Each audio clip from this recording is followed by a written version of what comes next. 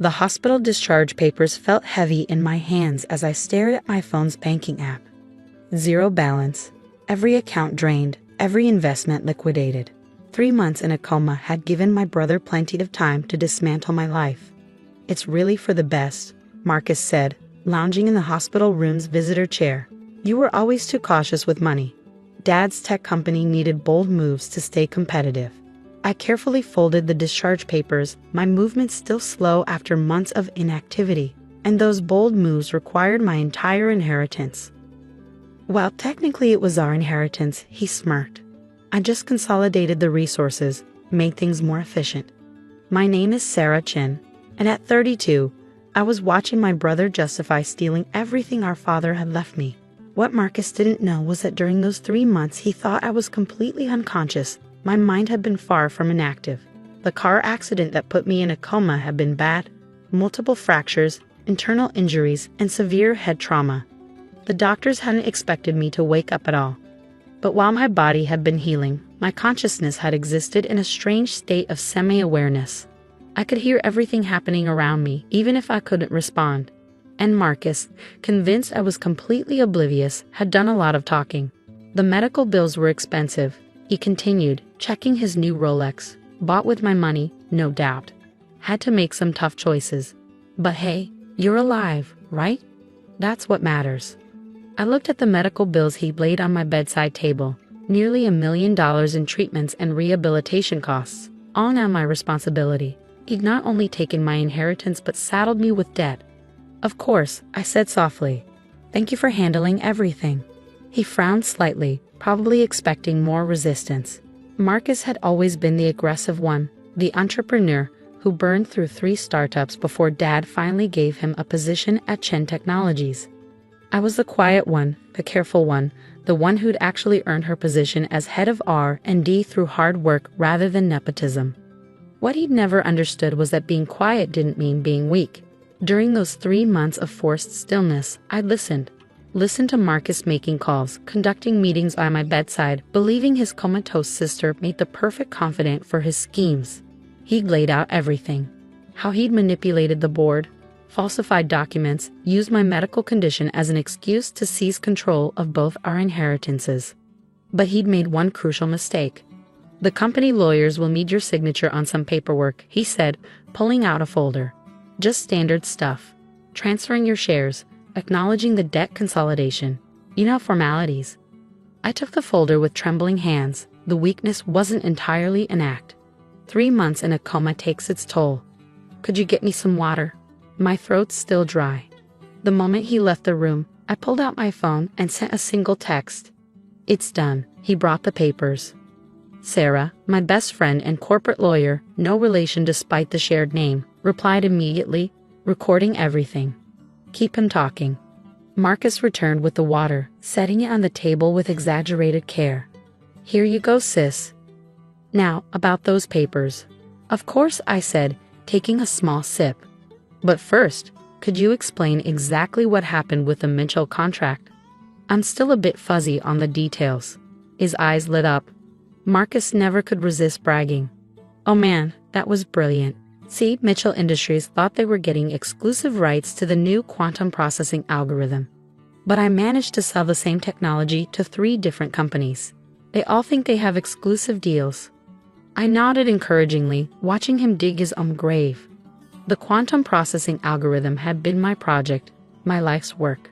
Dad had left it to me specifically because he knew how revolutionary it could be. And now Marcus was openly admitting to multiple counts of corporate fraud. "But won't they figure it out eventually?" I asked, my phone recording every word. He waved dismissively. "By then it won't matter. I've already moved most of the money offshore. The company can take the hit. That's why I needed your shares. Had to have controlling interest to push it through." "I see," I said quietly. "And the medical bills? Why are they in my name when Dad's insurance should have covered everything?" Marcus shifted slightly, the first sign of discomfort he'd shown. "Well, there were some complications with the policy. Had to make some adjustments to free up capital for the deals." "Adjustments," I repeated. "Like canceling my coverage retroactively." "Hey, business is business," he said, his tone hardening. "Look, just sign the papers." Unless you want to try fighting the medical bills on your own. I picked up the pen, appearing to study the documents. One more thing. What happened to Dad's personal research files? The ones he kept in the home office. Marcus froze for just a moment, long enough to confirm what I'd suspected. During one of his bedside monologues, he'd mentioned destroying some problematic documents. Those old things probably got thrown out during the estate cleanup. Nothing important. I knew better.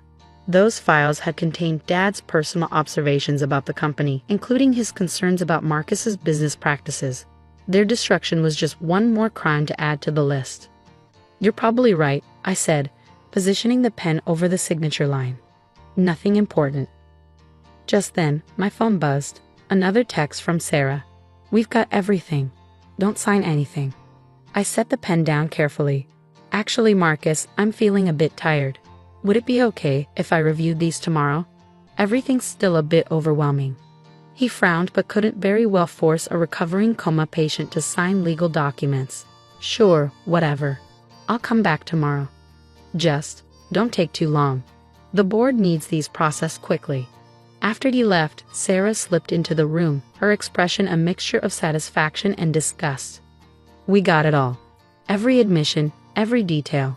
The fraud, the insurance fraud, the document destruction. Everything. I leaned back against the pillows, finally letting the exhaustion show. What's next? First, we get you out of here. My place is ready. Accessible bathroom, hospital bed, everything you need for recovery.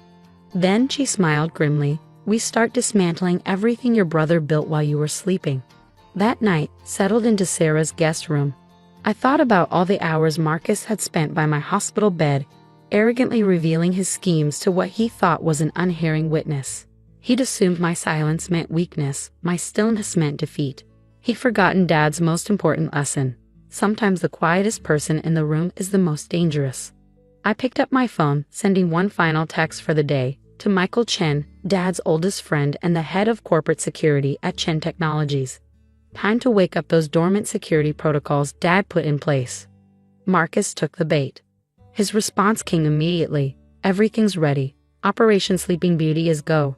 I smiled, remembering Dad's code name for the contingency plan he created years ago, when he first suspected Marcus might try something like this.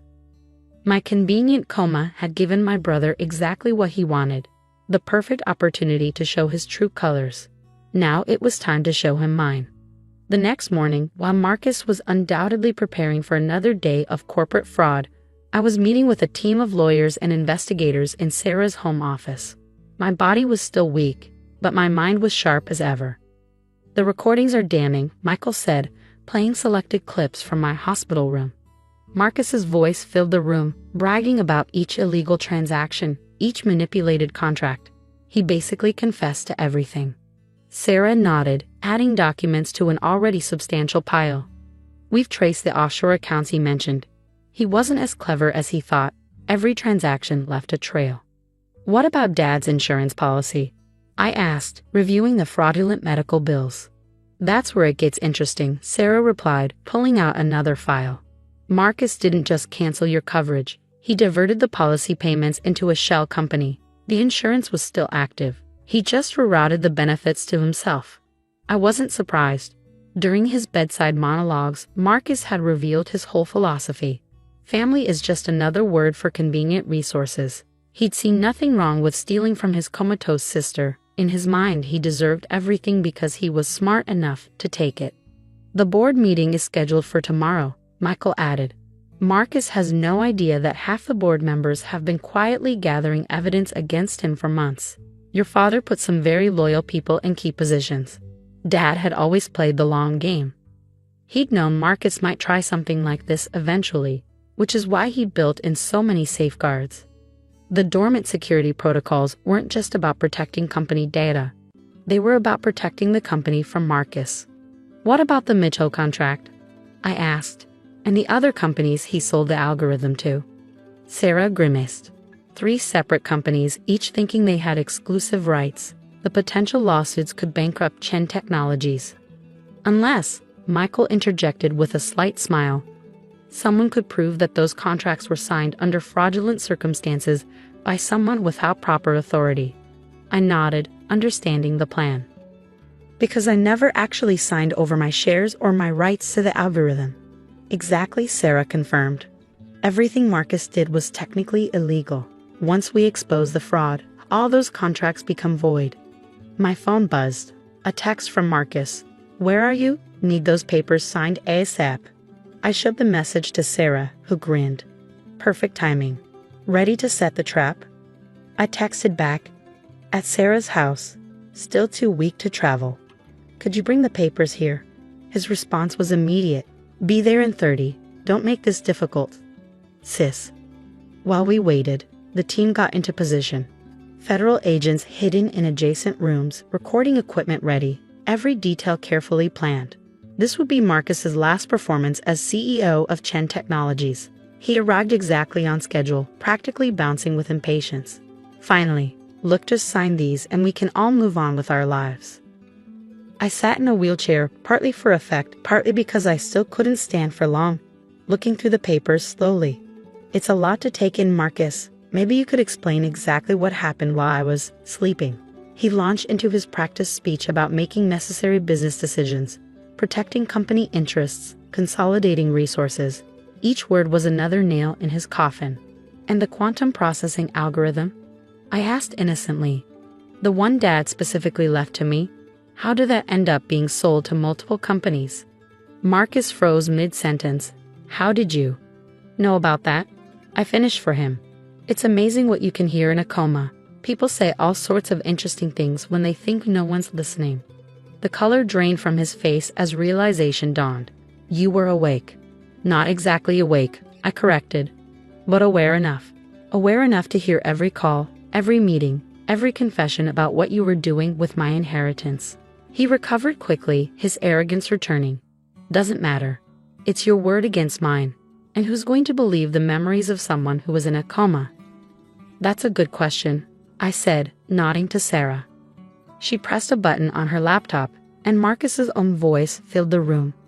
Mitchell Industries was easy to fool. Same with the others. They all think they have exclusive rights. By the time they figure it out, the money will be safely hidden away. Marcus lunged for the laptop, but the federal agents chose that moment to enter. Marcus Chen, you're under arrest for fraud, embezzlement, and insurance fraud. You can't do this, he snarled as they handcuffed him. I'm the CEO. I run this company. Actually, Michael said, stepping into the room, as of this morning you don't. The board voted unanimously to remove you, pending criminal charges. All your recent deals are being investigated, and the offshore accounts have been frozen. As they led him away, Marcus turned to me one last time. This was all a setup. The whole time? Not the coma, I said quietly. Not the accident, but everything after. Your choices, your actions, your crimes. Those were all you, Marcus. I just made sure someone was paying attention. The next few weeks were a whirlwind of legal proceedings and corporate restructuring. The companies Marcus had defrauded were surprisingly understanding once we explained the situation. Many of them had dealt with Dad and knew his reputation for integrity. The medical bills were reversed once the insurance fraud was exposed. My inheritance was recovered from the offshore accounts, along with substantial damages. Chen Technologies not only survived but thrived once the truth came out. 6 months later, I sat in Dad's old office, my office now, looking at a framed photo on the wall. It showed our family years ago, before greed and ambition had corrupted Marcus's heart, before he decided that family was just another resource to be exploited. Sarah knocked on the door, carrying a thick envelope. The final sentencing report. 15 years, no possibility of early parole. The judge was not impressed by his family-first offense.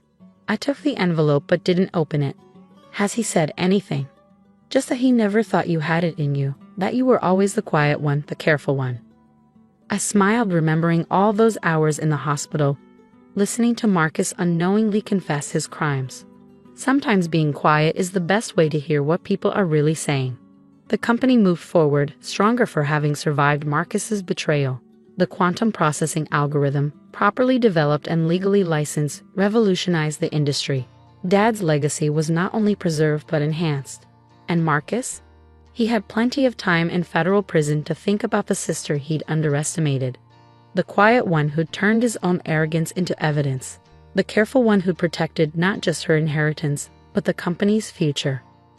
Sometimes the best revenge isn't about getting even. Sometimes it's about being still, being patient, and letting people reveal exactly who they are. Dad would have appreciated the irony. He'd always said that success wasn't about being the loudest voice in the room, it was about knowing when to listen. And I had listened, right up until the moment it was time to speak.